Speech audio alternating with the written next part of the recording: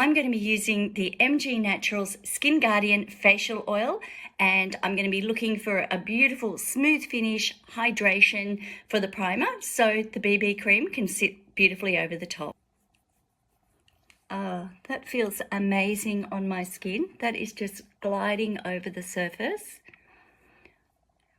My fine lines, wrinkles, a couple of pumps, blend in. I think I put a bit too much on there, and just dab this on my skin and start to blend.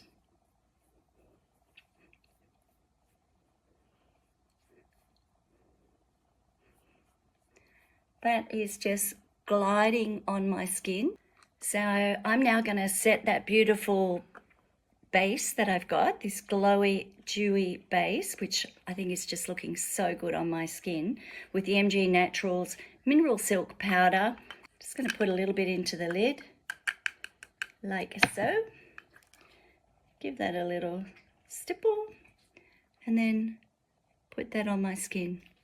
This is going to set the foundation and actually soak up any oil that I might develop during a hot day like today around my T-zone. So there you have it, the MG Naturals BB cream and the Silk Mineral Powder.